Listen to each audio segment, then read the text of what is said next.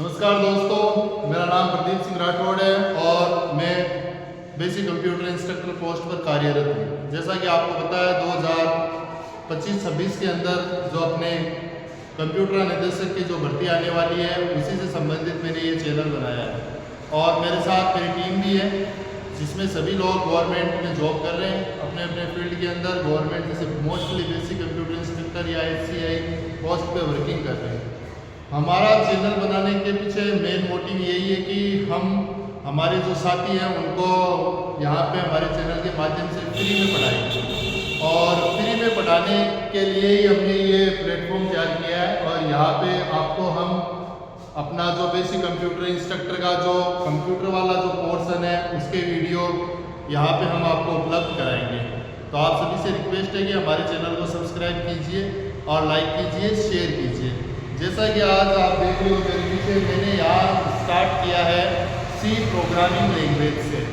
सी programming language काफ़ी लंबे समय से मैं टीचिंग करा रहा हूँ और टीचिंग फील्ड में 2009 से हूँ मैं। ठीक है, तो हम बात करते हैं आज यही। देखो, हम सीधी बात करेंगे, डायरेक्ट पढ़ाएंगे, हमारे पास कोई फालतू बकवास नहीं है करने के लिए। तो सीधी सी बात, यहाँ सी लैंग्वेज की हम बात करें, नोट्स मैंने इंग्लिश में पहले ही बना लिए थे ये और हम हिंदी में भी आपके लिए नोट्स जरूर लेके आएंगे। यहाँ पे सी लैंग्वेज की बात करें तो सी एक प्रोग्रामिंग लैंग्वेज है।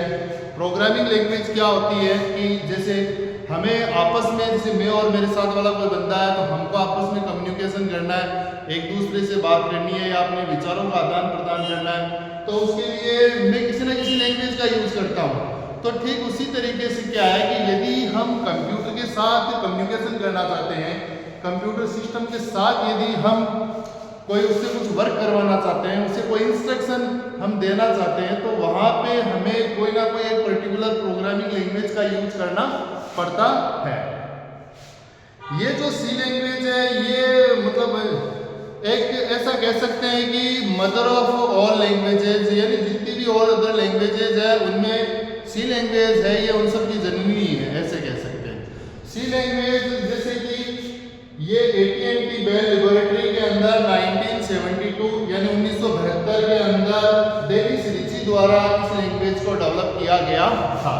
इस लैंग्वेज से पहले और भी कई सारी प्रोग्रामिंग लैंग्वेजेस थी, जैसे पास्कल है, फोर्टन है, कोबॉल है, बी लैंग्वेज है, तो उनका भी यूज होता था। लेकिन ये जो लैंग्वेज है ये आपकी एक तरीके से ऐसे कह सकते हैं ये प्लेटफॉर्म इंडिपेंडेंट थी। इसमें लिखे हुए कोड को आप किसी भी सिस्टम पे चला सकते हो।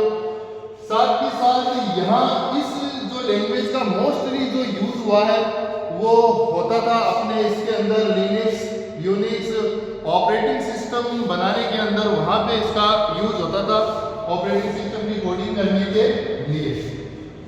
क्योंकि ये जो लैंग्वेज है इसकी स्पीड क्या है, फास्ट है, इसकी स्पीड है फास्ट, इसलिए इस लैंग्वेज का यूज होता है। उसके बाद जैसे हम बात करते हैं कि प्रोग्राम क्या होता है, प्रोग्राम कहने का मतलब है सेट ऑफ इंस्ट्रक्शंस, यानी program is a set of instruction. यानी इंस्ट्रक्शन क्या होते हैं, इंस्ट्रक्शन का मतलब होता है आदेश। जैसे आपको कंप्यूटर के साथ कुछ काम करवाना है तो आप कंप्यूटर को क्या दोगे, कोई ना कोई आदेश दोगे। तो वैसे ही हम कंप्यूटर को जो आदेश देते हैं उन आदेशों का जो ग्रुप है उस ग्रुप को हम क्या कहेंगे, प्रोग्राम कहेंगे। और काफी सारे छोटे छोटे प्रोग्राम जैसे आपस में इंटरकनेक्ट होकर एक सॉफ्टवेयर बन जाता है, ये आप पहले से जान चुके हो, आपने पढ़ा होगा बेसिक के अंदर। तो एक computer program is just a collection of instruction necessary to solve specific problem, यानी किसी स्पेसिफिक प्रॉब्लम को सॉल्व करने के लिए हम जो इंस्ट्रक्शंस लिखते हैं उन इंस्ट्रक्शंस का जो कलेक्शन या उन इंस्ट्रक्शंस का जो ग्रुप है उसे हम क्या कहेंगे, प्रोग्राम कहेंगे। प्रोग्रामिंग लैंग्वेज वो भाषा होती है जिसमें वो इंस्ट्रक्शन लिखी जाती है। यहाँ पे हम सी पढ़ रहे हैं, इसके अलावा भी जैसे और भी कई सारी प्रोग्रामिंग लैंग्वेजेज है, जैसे C++ है, जावा है, पाइथन है, PHP है, ASP.NET है। उन लैंग्वेजेज में भी हम क्या कर सकते हैं, प्रोग्रामिंग कर सकते हैं। लेकिन मैं आपको ये कहना चाहता हूँ कि यदि आपने सी लैंग्वेज सीख ली तो अदर लैंग्वेज सीखना आपके लिए क्या होगा, बहुत ही आसान होगा। ये लैंग्वेज मिडिल लेवल लैंग्वेज भी इसे बोलते हैं। आपने लैंग्वेज के टाइप सुने होंगे, हाई लेवल लैंग्वेज, लो लेवल लैंग्वेज। वैसे ये जो सी लैंग्वेज है वो हाई लेवल लैंग्वेज नहीं आती है, क्योंकि इसका जो कोडिंग जो इसमें की जाती है वो जस्ट एज ए इंग्लिश के वर्ड यूज किए जाते हैं। इंग्लिश में लिखा जाता है पूरा कोड, पूरा प्रोग्राम। तो जो कोड हमने इंग्लिश लैंग्वेज में हम लिख रहे हैं वो कोड हमारा क्या कहलाता है, हाई लेवल कोड कहलाता है, या उसे हम हाई लेवल लैंग्वेज में उस कोडिंग को करते हैं। बेसिकली मिडिल लेवल में इसलिए कह सकता हूँ इसको, क्योंकि इसमें कुछ फीचर्स लो लेवल लैंग्वेज के, कुछ फीचर्स इसमें हाई लेवल लैंग्वेज के, तो दोनों लैंग्वेजेस के इसने क्या कर रखे फीचर्स अपने अंदर ले रखे हैं। तो इसलिए हम इसको क्या बोल सकते हैं, मिडिल लेवल लैंग्वेज भी बोल सकते हैं। यहाँ आपके सामने show for as the programming language converted to type, दो प्रकार की प्रोग्रामिंग लैंग्वेज के बारे में बात की गई है, लो लेवल लैंग्वेज और हाई लेवल लैंग्वेज। लो लेवल लैंग्वेज क्या होती है, लो लेवल लैंग्वेज डायरेक्ट मशीन पे चलती है, और लो लेवल लैंग्वेज के लिए आपको हार्डवेयर की जानकारी होना जरूरी है, क्योंकि लो लेवल लैंग्वेज है वो मशीन डिपेंडेंट होती है। मशीन डिपेंडेंट का कहने का मतलब ये है कि जैसे एक कोड अपन ने मान लो किसी एक कंप्यूटर पे बनाया और उस कोड को कॉपी करके हम किसी दूसरे कंप्यूटर पे चलाए तो रिजल्ट सेम टू सेम आए, लो लेवल लैंग्वेज में बनाए हुए प्रोग्राम का ये जरूरी नहीं है। तो यहाँ लो लेवल जो कोडिंग होती है वो अपनी क्या होती है, मशीन ओरिएंटेड होती है, यानी मशीन पे डिपेंडेंट होती है ये प्रोग्रामिंग, और इसमें प्रोग्रामिंग करना मुश्किल है। यहाँ पे एरर को फाइंड करना फिर उसे डिबग करना वो भी काम क्या है, मुश्किल है, क्योंकि सारा का सारा कोड है वो बाइनरी में लिखा हुआ होता है, 0101 फॉर्मेट में। बाइनरी डिजिट्स के बारे में आप जानते हो क्या होता है, तो वहाँ लिखा हुआ होता है, इसलिए उसमें क्या होता है बंदे को प्रॉब्लम सोल्व करने के अंदर काफ़ी सारी प्रॉब्लम्स फेस करनी पड़ती है, क्योंकि ये हार्डवेयर डिपेंडेंट है, और हार्डवेयर का नॉलेज होगा तो इसमें अपन क्या कर सकते हैं, कोडिंग कर सकते हैं। पोर्टेबल नहीं है, लो लेवल लैंग्वेज में बनाए गए प्रोग्राम क्या पोर्टेबल नहीं है, एक सिस्टम से दूसरे सिस्टम पे हम इनको यूज नहीं कर सकते, इनको मतलब गारंटी नहीं है कि प्रोग्राम का रिजल्ट सही आएगा, तो ऐसा इसमें होता है। लो लेवल लैंग्वेज में आपका एक तो मशीन लेवल लैंग्वेज जिसको हम मशीन लैंग्वेज कहते हैं, दूसरा इसके अंदर आती है आपकी असेंबली लैंग्वेज जिसको हमने नेमोनिक्स कोड भी कहते हैं। उसमें क्या होता है, नॉर्मल वर्ड लिखे जाते हैं, जैसे ऐड करना है 2 नंबर को तो वहाँ पे ऐड वर्ड का यूज होता है, रजिस्टर जो मेमोरी होती है उनका यूज होता है आपके इसके अंदर असेंबली लैंग्वेज के अंदर। इसके बाद यहाँ पे इस लैंग्वेज के कुछ फीचर्स जो है वो दिए गए, क्या क्या हमें इसके बारे में चाहिए। Provide direct access to the computer hardware, यानी लो लेवल लैंग्वेज आपको कंप्यूटर हार्डवेयर को डायरेक्ट एक्सेस करने की परमिशन दे रही है, यानी आप डायरेक्ट एक्सेस कर सकते हैं। Required detail knowledge of the computer work, computer hardware का आपको नॉलेज होना चाहिए। आजकल अलग अलग कंपनी के अलग अलग हार्डवेयर आते हैं, और हार्डवेयर की जो प्रोग्रामिंग है उसके बारे में आपको नॉलेज होना चाहिए, तो ही आप लो लेवल लैंग्वेज में प्रोग्रामिंग कर सकते हो। इसके अलावा ये लेस यूजर फ्रेंडली है, प्रोग्राम मेकिंग के अंदर इसमें बहुत सारी प्रॉब्लम्स आती है, प्रोग्राम मेकिंग करना एक तरीके से चैलेंजिंग है लो लेवल लैंग्वेज के अंदर। तो यहाँ पे हम लो लेवल लैंग्वेज के अंदर आगे है hardware to find and solve error in the code, यानी जो लो लेवल में जो कोड है उसके अंदर से एरर को फाइंड करना, सॉल्व करना वो भी क्या मुश्किल है। अब देखो हमारे पास थोड़ी अभी सुविधाएं कम है, आपको वीडियो में आसपास की कुछ आवाज़ें सुनाई भी दे रही है, तो उनको आप एक बार इग्नोर करें, और आप यहाँ ध्यान दें, धीरे धीरे हम कुछ अपग्रेड करेंगे हमारे सिस्टम में, तो फिर बाद में आपको ये आवाज़ें भी सुनाई नहीं देगी। अभी फिलहाल जो भी है जैसा भी उसी में हमें काम चलाना पड़ेगा।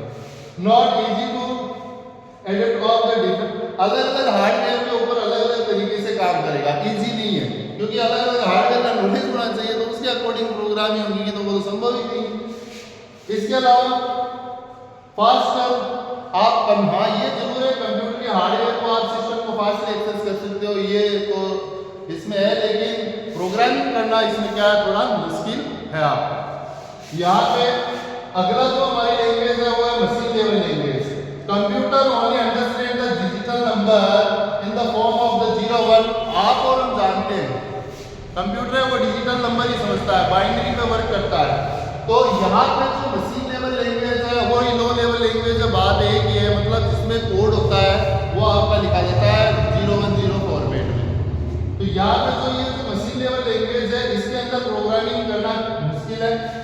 सारा कोड है वो बाइनरी में लिखा जाता है, 0101 के फॉर्मेट में लिखा जाता है। This type of program is not portable, difficult to maintain and also error prone. यानी इस प्रोग्राम के अंदर मशीन लेवल लैंग्वेज के अंदर प्रोग्रामिंग करना मुश्किल है, प्लस प्रोग्रामिंग करना मुश्किल है और साथ ही साथ इसके अंदर एरर्स को फाइंड करना भी क्या है, मुश्किल है। आप कमेंट कीजिए, लाइक कीजिए, शेयर कीजिए, आपके कोई भी क्वेश्चन है वो आप कमेंट में डालिए, उसका हम आपको जवाब देंगे। लो लेवल लैंग्वेज में सेकंड जो अपनी है वो असेंबली लैंग्वेज है, जो इसमें पहले बता चुका हूं। ये इसके अंदर मशीन लेवल लैंग्वेज का ये एक वर्जन है, बट इसके अंदर जो इंस्ट्रक्शंस है वो लाइक इंग्लिश की तरह वर्ड हम यूज कर सकते हैं।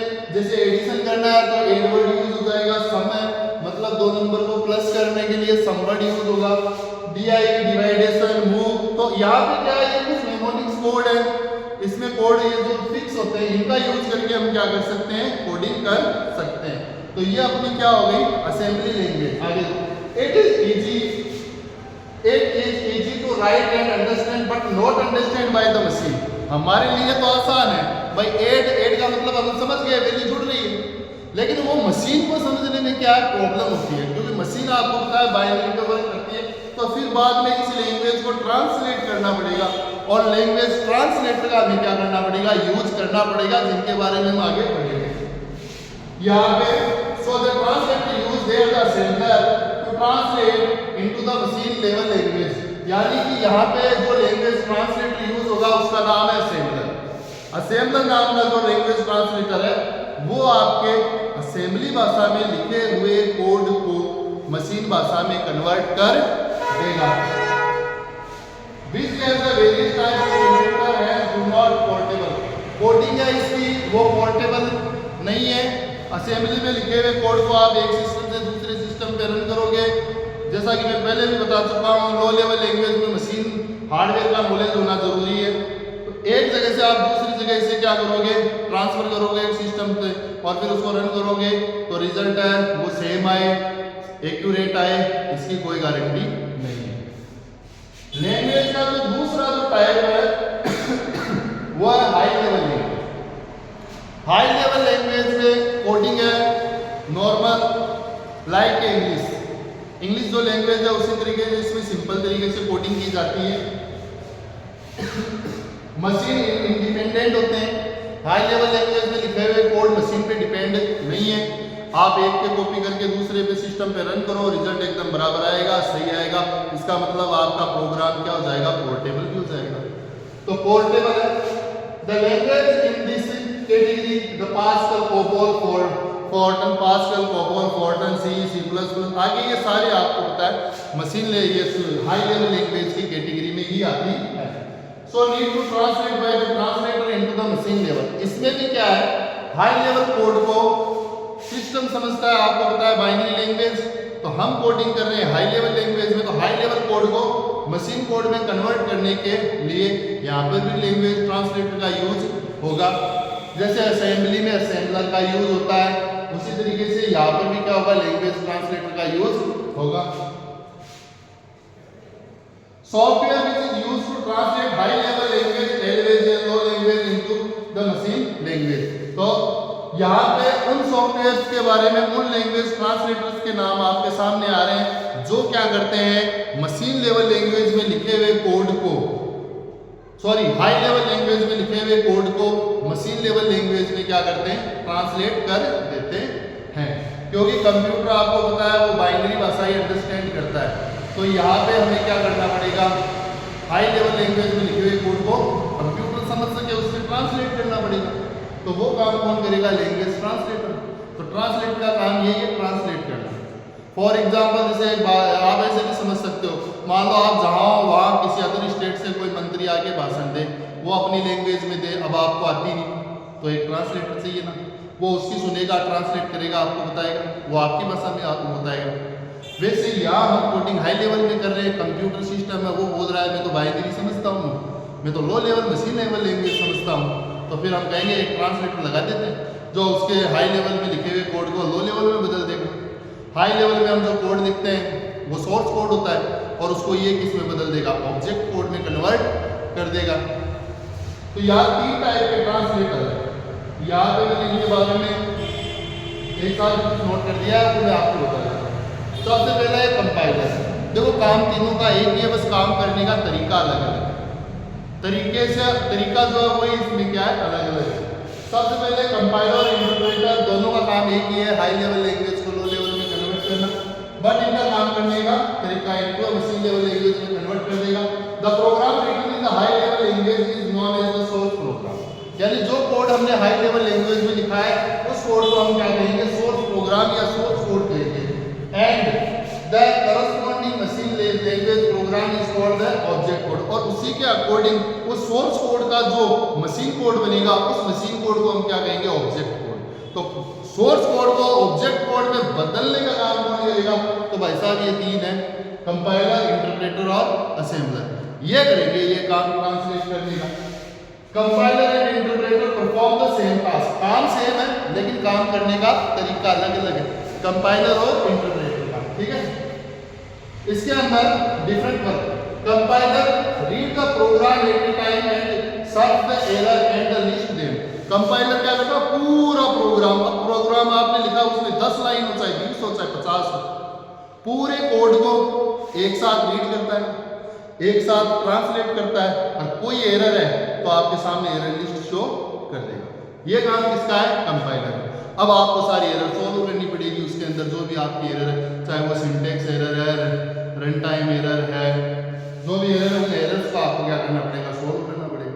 अब आप एरर सोल्व करोगे फिर उसे दोबारा कंपाइल करोगे। अब उसमें ये एरर नहीं है तो फिर वो प्रोग्राम कंपाइल होकर सोर्स कोड का ऑब्जेक्ट कोड बन जाएगा, फिर आप उसे रन कर सकते हो। तो कंपाइलर क्या कर रहा है, बात एक है कि पूरे प्रोग्राम को एक साथ ही करता है, और यदि एरर आ रही है तो आपको एरर बताएगा कौन कौन सी, लाइन नंबर भी बता देगा आपको किस लाइन में ये एरर है, तो वो आपको सोल्व करना है कंपाइलर का। लेकिन इंटरप्रेटर थोड़ा अलग है, वो बोल रहा है कि ना पूरा प्रोग्राम भैया अपने बस की बात नहीं है। वो क्या कर रहा है, एक लाइन को उठा रहा है, उसे कन्वर्ट कर रहा है, उसको एग्जीक्यूट कर रहा है।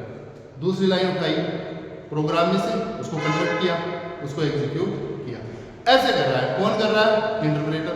अब इंटरप्रेटर में समय ज़्यादा लगता है। मान लो कन्वर्ट करते करते हम किसी लाइन पे पहुंचे, वहाँ एरर आ गई, उसको हम सोल्व करेंगे, दोबारा रन करेंगे तो वो भाई साहब तो दोबारा एक से ही चालू हो जाएगा, तो फिर वो बाद में क्या लेगा, समय ज़्यादा लेगा। तो इंटरप्रेटर का तरीका क्या है, थोड़ा अलग है। देखो आगे इसमें when the program size is larger then the compiler is perfect। यदि बड़ा प्रोग्राम है तो कंपाइलर का यूज करो। whereas the interpreter read only the one line of the source code and convert into the object code। ये बंदा आ गया ना, वन लाइन, एक एक लाइन को क्या कर रहा है, ये कन्वर्ट करेगा सोर्स कोड में, समय ज्यादा लेगा ये। ठीक है, if the check error statement by statement and hence take more time। ये ज्यादा समय ले रहा है, एक एक स्टेटमेंट को चेक करेगा, कन्वर्ट करेगा, रन करेगा, वो सारे वो एक साथ चेक कर रहा है, पूरी लिस्ट आपको दे रहा है कंपाइलर। तो कंपाइलर यूज करना हो, और सी लैंग्वेज में कंपाइलर ही यूज होता है। आगे अब बात करते हैं स्टेप्स फॉर प्रॉब्लम सॉल्विंग, यानी प्रॉब्लम को सॉल्व करने वाली स्टेप्स कौन कौन सी है। तो यहाँ प्रॉब्लम को सॉल्व करने के लिए, अब प्रॉब्लम यानी समस्या, और समस्या यानी हमें कोई प्रोग्राम बनाना है, हमें कोई पर्टिकुलर, तो उसको सॉल्व करने के लिए हमें क्या करना चाहिए, वो यहाँ पे हम बता रहे हैं आपको। Understand the problem. पहली बात ये है कि प्रॉब्लम को समझना पड़ेगा। मान लो मैं आपको कोई प्रोग्राम बनाइए, मैंने आपसे जैसे ये कहा फैक्टोरियल कैलकुलेशन कीजिए, पैलिंड्रोम नंबर चेक कीजिए। अब आपको ये नहीं पता फैक्टोरियल क्या होता है, पैलिंड्रोम नंबर क्या होता है, तो आप कैसे कैलकुलेट करोगे।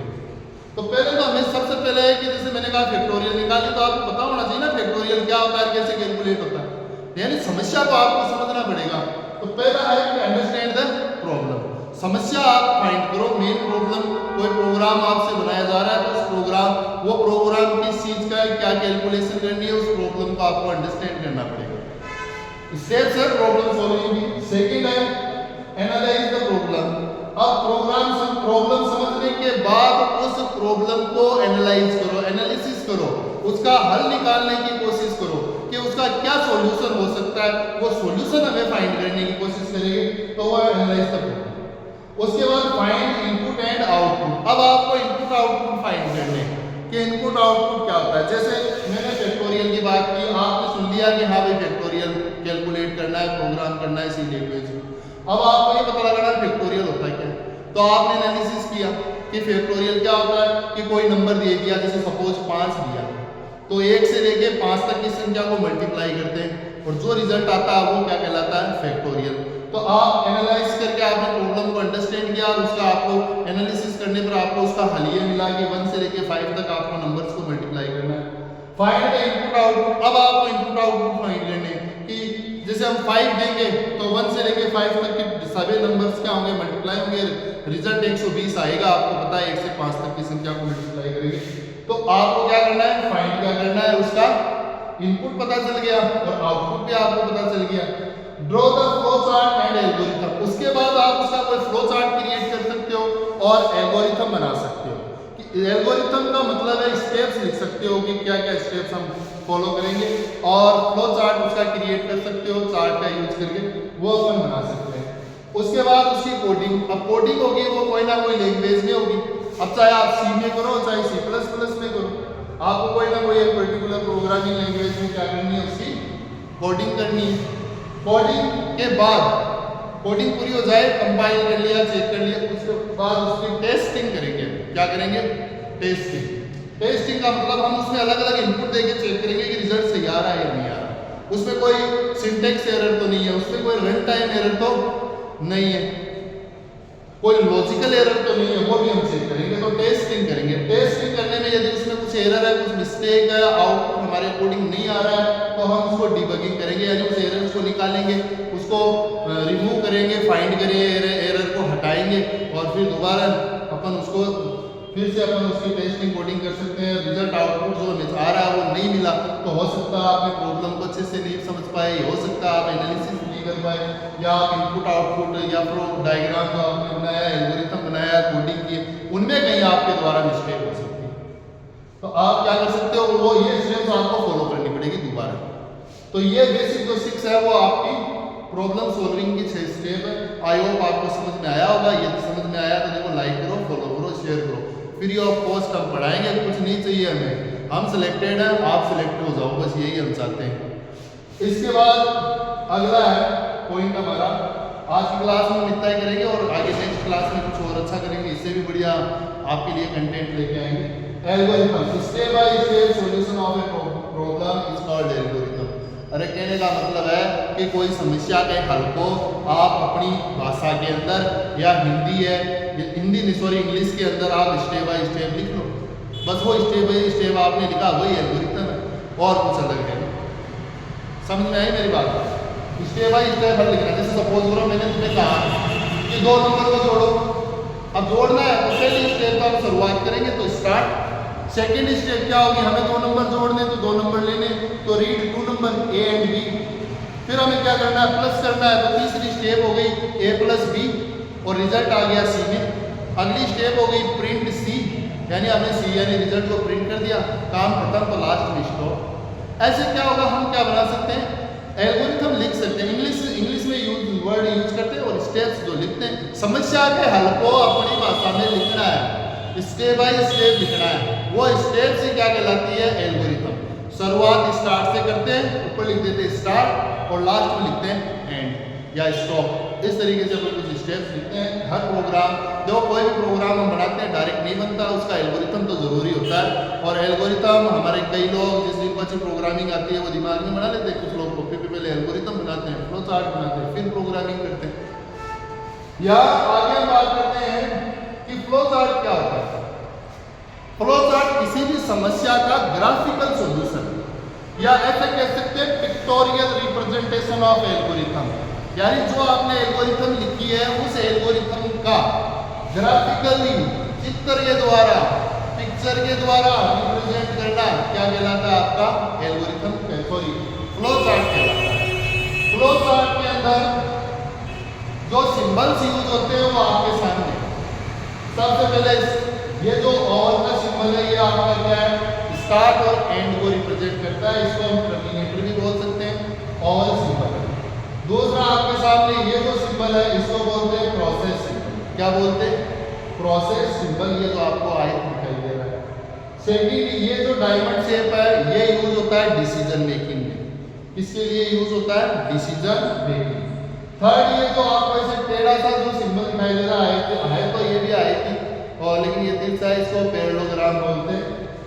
ये वाला जो सिंबल है वो इनपुट आउटपुट को रिप्रेजेंट करता है, और ये कनेक्टर्स है, दो अलग अलग प्रोग्राम को आपस में कनेक्ट करना है आपको, तो वहाँ आप इनका यूज कर सकते हो। एरर, ये जो एरो के इंसान है, ये फ्लो लाइन्स होती है जो प्रोग्राम के फ्लो को क्या करती है? रिप्रेजेंट करती है। तो इन सिंबल्स का यूज करके हम क्या कर सकते हैं? अपना फ्लो चार्ट क्रिएट कर सकते हैं। फ्लो चार्ट एल्गोरिथम का ग्राफिकल रिप्रेजेंटेशन, एल्गोरिथम का पिक्टोरियल रिप्रेजेंटेशन, एल्गोरिथम का डायग्रामेटिक रिप्रेजेंटेशन यानी चित्र के द्वारा एल्गोरिथम को रिप्रेजेंट करना। इससे क्या होगा? आपके प्रोग्राम का फ्लो समझ जाओगे कि प्रोग्राम डेटा कहाँ से जा रहा है, क्या इनपुट हुआ, क्या कैलकुलेशन हुई, फिर ये वो स्टेप्स आप क्या करोगे, इसके थ्रू आपके प्रोग्राम का फ्लो आपको पता चल जाएगा। यदि आप प्रोग्राम के आगे डॉक्यूमेंटेशन करते हो तो वहां पर भी आपको बड़ी आसानी रहती है। तो ये अपना यहाँ हो गया symbol of flow chart. I hope आपको समझ में आया होगा। समझ में आया है तो आप चैनल को फॉलो कीजिए, सब्सक्राइब कीजिए, लाइक कीजिए, शेयर कीजिए, और ज़्यादा से ज़्यादा अपने साथ की जो कंप्यूटर अनुदेशक है उनको हमारे साथ कनेक्ट कीजिए। हम सिलेक्टेड हैं, हम चाहते हैं आप भी सिलेक्ट हो जाओ, ठीक है। आजकल कंपटीशन टफ है, बहुत सारे लोग बहुत सारी फालतू बातें भी करते हैं, टाइम पास करते हैं ऑनलाइन। हमारा काम तो देखो, फालतू बात तो हमारे पास है ही नहीं, हम तो सीधे साधे आदमी, सीधी सादी पढ़ाई, जो बात है डायरेक्ट ही बताएंगे, हिंदी में बताएंगे, इंग्लिश में बताएंगे, मारवाड़ी में भी बताएंगे। अरे जिसको जैसा समझ में आए वैसे ही समझा देंगे। उदाहरण, नॉर्मल उदाहरण रियल लाइफ के एग्जांपल देके समझा देंगे, लेकिन आपको समझना है, हमें फॉलो करना है, ठीक है। ये हमारा एक पहला छोटा सा वीडियो मैंने आज बनाया है, और आगे हम वीडियो बनाते रहेंगे। बस आप हमारे साथ कनेक्ट रहिए, ज़्यादा से ज़्यादा शेयर कीजिए, और नोट्स भी हम आपको उपलब्ध कराएंगे, ट्यूशन भी कराएंगे। काफ़ी सारे ट्यूशन सेट हमारे पास पड़े हैं, वो भी हम आपको करवाएंगे, और फ्री में ही उपलब्ध करा देंगे सब कुछ, है ना। सब कुछ क्या कराएंगे? Free of cost. तो हम YouTube से हमें फॉलो करो और पढ़ो आप। अब देखो मैं आपको फ्लो चार्ट बनाना सिखा देता हूँ एक, ठीक है। फ्लो चार्ट कैसे बनाते हैं उसके लिए मैं अपना जो व्हाइट बोर्ड है वो खोल लेता हूँ, और व्हाइट बोर्ड पे हम न्यू कर लेते हैं, ठीक है। और अब हम बात करते हैं, जैसे मान लीजिए मैंने आपको, चलो पहले एक एल्गोरिथम बनाते हैं फिर फ्लो चार्ट बनाते हैं, ठीक है। जैसे मान लो कि हमें कैलकुलेशन करना है सिंपल इंटरेस्ट। अब सिंपल इंटरेस्ट के लिए हमें एल्गोरिथम बनाना है, तो सबसे पहले जो हमारी स्टेप होगी, थोड़ा कलर चेंज करते हैं इसका,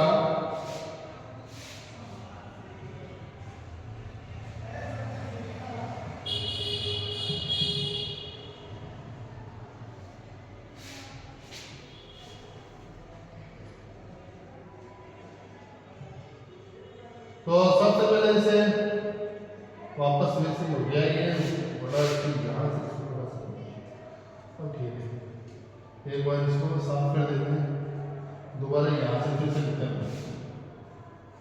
स्टेप 1, सबसे पहली स्टेप है स्टार्ट, शुरू करना, और लास्ट स्टेप आपको पता है स्टॉप होगी, एंड होगी। हमें क्या कैलकुलेट करना है? सिंपल इंटरेस्ट, और सिंपल इंटरेस्ट की कैलकुलेट करने के लिए आपको पता है आपको क्या चाहिए, प्रिंसिपल अमाउंट चाहिए, रेट चाहिए, टाइम चाहिए, पीआर चाहिए। तो अगला हमारा होगा step read principal amount, rate और टाइम, रीड करेंगे। उसके बाद स्टेप 2 में अगला step 3 principal amount into rate into time oblique 100। ये आपका फॉर्मूला हो गया सिंपल सा। इससे क्या आएगा? कैलकुलेट होकर क्या आएगा? इससे रिजल्ट आ जाएगा, ठीक है। तो अपन इसको थोड़ा सा ऐसे लिख सकते थे यहाँ, PRESULT, रिजल्ट बराबर principal amount into rate into time बट्टा 100। इससे ये कैलकुलेट हो गया रिजल्ट। अब हम इसको क्या करते हैं? प्रिंट कर देते हैं। तो अगला जो हमारी अगली जो स्टेप है वो हो जाएगी हमारी क्या स्टेप? फॉर प्रिंट रिजल्ट, ये रिजल्ट प्रिंट हो गया। उसके बाद स्टेप 5 कंप्लीट हो जाएगी स्टॉप। तो ये एक साधारण सा एक छोटा सा एल्गोरिथम हमने बनाया, आप भी बना सकते हैं।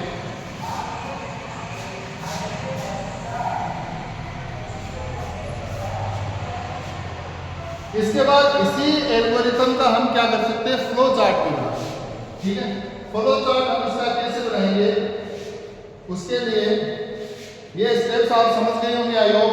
स्टार्ट रीड पीआरटी का मतलब प्रिंसिपल अमाउंट रेट वो बाय मोर देन हेड, और रेट टाइम हो गया, सॉरी रेट आपका वो दर हो गई, और टाइम हो गया, ये फॉर्मूला ये प्रिंट कीजिए। तो मैंने जो समस्या थी उसका स्टेप्स में हल लिखा है, केवल सॉल्यूशन लिखा है। ये सॉल्यूशन ये एल्गोरिथम ऐसे भी आप भी लिख सकते हो। अब हमें क्या करना है, इसका बनाना क्या है, इसका हमें बनाना है फ्लो चार्ट। फ्लो चार्ट के सिंबल अभी मैंने आपको थोड़ी देर पहले याद बताया थे कौन कौन से, उन्हीं का हम यूज करके क्या करेंगे, फ्लो चार्ट बनाएंगे। तो इसका फ्लो चार्ट देखते हैं कैसे बनाएंगे। फ्लो चार्ट में सबसे पहले हम बात करते हैं, यहाँ पे हमें शुरुआत करनी है, ओवर का सिंबल लगाया START स्टार्ट, शुरुआत पे स्टार्ट हो गया। स्टार्ट के बाद हमें क्या करना है, सेकेंड स्टेप हमारी क्या थी, हमें रीड करने थे प्रिंसिपल अमाउंट रेट और टाइम हमें रीड करना है। तो रीड करने के लिए जो अपना ये जो सिंबल है, तो कुछ इस तरीके से जो डायग्राम था अपना, ये इसको हमने यहाँ पे ड्रॉ किया, कनेक्टर के थ्रू इसको कनेक्ट कर दिया, और यहाँ पे हमने किया READ रीड, TR और T, ये तीनों वैल्यू हमने क्या कर ली, रीड कर ली। इसके बाद हमें क्या करना है, प्रोसेस करना है, फॉर्मूला लगाना है। उसके लिए आपको पता है हमारा ये जो रेक्टेंगल सिंबल है ये आएगा, आयताकार जो है, इसमें हमें क्या करना है, रिजल्ट निकालना है, इंटरेस्ट निकालना है। तो इसे INTEREST इंटरेस्ट बराबर principal amount into rate into time, और यहाँ ऑब्लिक या वैसे कर देते हैं ये 100। इससे आपका क्या कैलकुलेट हो जाएगा, सिंपल इंटरेस्ट। अगली स्टेप हमें जो इंटरेस्ट है उसको क्या करना है, प्रिंट करना है। तो इसको थोड़ा कैसा कर देंगे हम इसे, और यहाँ इसको इससे कनेक्ट कर देंगे, और यहाँ हम कर देंगे PRINT, प्रिंट हो जाए, क्या प्रिंट हो जाए, INTEREST, इंटरेस्ट प्रिंट हो जाए। तो ये हमारा इंटरेस्ट क्या हो जाएगा, प्रिंट हो जाएगा। इसके बाद अगली जो हमारी स्टेप है, इसके बाद जो नेक्स्ट स्टेप है वो अपनी हो जाएगी, इसके नीचे थोड़ी इसको ऊपर कर लेंगे, एक बार ये कर देते हैं, और अगला फिर हम ये डायग्राम बनाते हैं, और अगली स्टेप हम लिख देते हैं स्टॉप। क्या लिख देते हैं, स्टॉप। तो ये हमारा क्या बन गया, एक सिंपल सा फ्लो चार्ट। इसमें मैंने डायमंड वाले सिंबल का यूज नहीं किया, क्योंकि वो यूज होता है डिसीजन मेकिंग में, और इसमें कुछ डिसीजन मेकिंग वाला कैसा कुछ हमारे सामने नहीं आया है। तो यहाँ पे हम क्या करेंगे, इस तरीके से कोई अपना फ्लो चार्ट क्रिएट कर सकते। आई होप आपको ये समझ में आया होगा। तो हमारे चैनल को फॉलो कीजिए, लाइक कीजिए, शेयर कीजिए, सब्सक्राइब कीजिए, ठीक है। और आगे भी इसी तरीके से हमारे वीडियो आते रहेंगे, हम रोज़ वीडियो डालने की कोशिश करेंगे। आपके कोई क्वेश्चन हो तो आप कमेंट कीजिए, कमेंट करोगे तो हम आपको उसका सॉल्यूशन भी बताएंगे। और हमारी जो टीचिंग टीम है वो आपको बहुत अच्छा पढ़ाएगी, और जो बंदे यहाँ मेरे इस चैनल पे आपके सामने पढ़ाने के लिए आएंगे वो काफ़ी सारे लोग 10-10, 12-12, 15-15 साल से जिनको अनुभव है, वही लोग यहाँ आपको टीचिंग करवाएंगे। कंप्यूटर निर्देशक की भर्ती आपको पता है 2022-23 में आई थी, उस समय हम सिलेक्टेड हैं, उसमें हमारी तो लग गई थी। हम चाहते हैं आप हमारे साथी हैं, आप भी लग जाएँ, तो जुड़े रहिए, आप हमसे फॉलो कीजिए, BCI SCI सभी फॉलो कीजिए, शेयर कीजिए, लाइक कीजिए। मिलते हैं अगले वीडियो में, और अगले वीडियो में हम पढ़ेंगे C लैंग्वेज के टोकन्स के जो टाइप है वो। तो वीडियो हमारा अगला होने वाला बहुत ही ज़बरदस्त। और जब वो इस वीडियो में आपको थोड़ी नॉइस, बाहर भी कुछ गाड़ियों की आवाज़ सुनाई दी होगी, तो अभी हमारे पास थोड़ी सुविधाओं का अभाव है। जैसे जैसे होगा सब अच्छा होगा, क्वालिटी हम आपको देंगे, और आप यदि हमें फॉलो करेंगे तो कोई कमेंट हो तो, कोई कुछ क्वेश्चन हो तो कमेंट करना, हम आपको जरूर उसका जवाब देंगे। ठीक है, मिलते हैं अगली क्लास में।